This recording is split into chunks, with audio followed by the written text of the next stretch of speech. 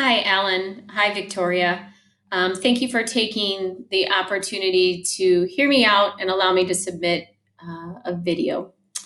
If you don't mind, I'm going to kind of change the order that I received the questions. So I'd like to begin with question number 3, which was please tell me about your experience working with youth and especially with teenagers.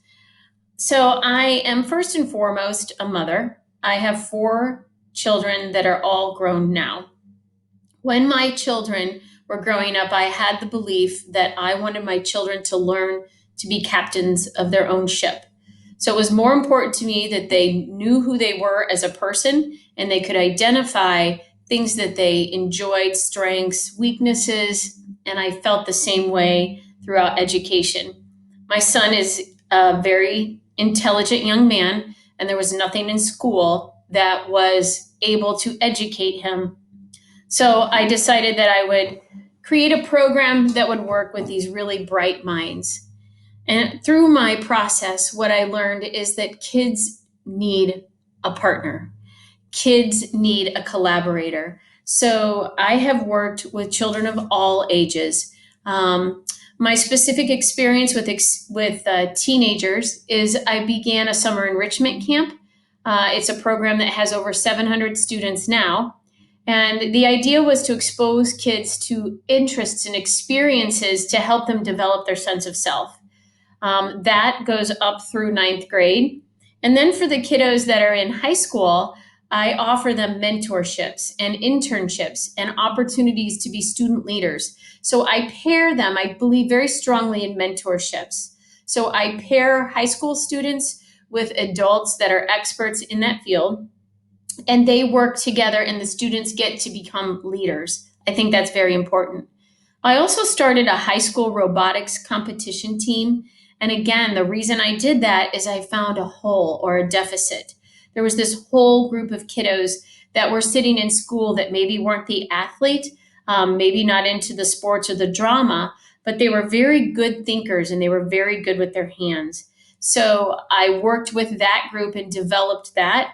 It was students that were grades 9 through 12, and my own students went through all the programs that I created. I apologize. My own children went through the programs that I created, except for my son. He was older.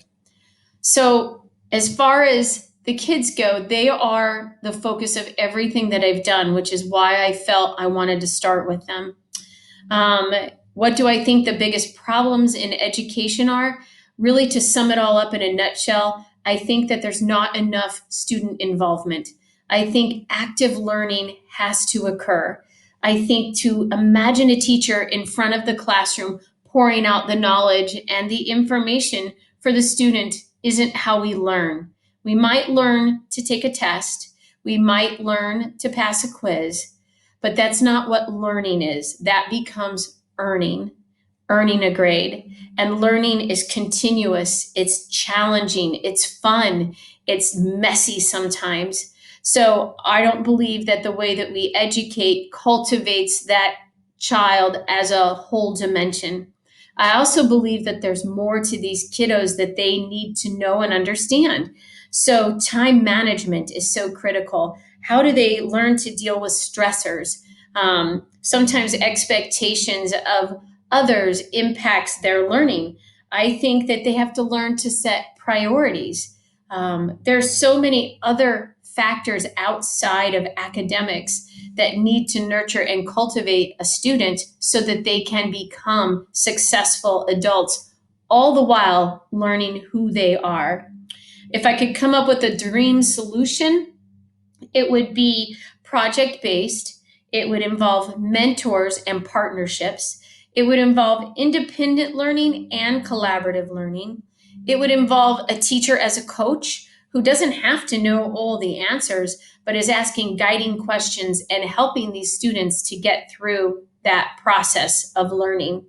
I think that high schools and education systems are very disjointed, compartmentalized social studies, ELA, language arts, writing. I think we need to be one whole unit. I think that we want to cultivate that child to be captain of their own ship.